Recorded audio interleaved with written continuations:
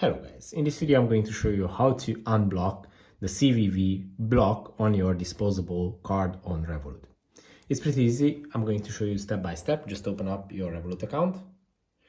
Inside your Revolut account, go to the home page, which is on the bottom left corner of the screen, and move on to the top right corner where you can see this little card icon. This is where you can see all your cards on your Revolut account, and you just have to select the disposable one.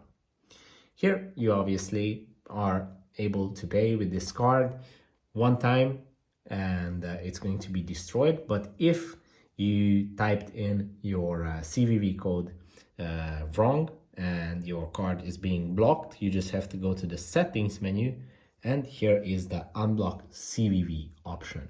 And you can just select this and your card is going to be unlocked and it's going to be ready for payment, just one payment. If this video was helpful for you, please consider sending a super thanks donation. Bye bye.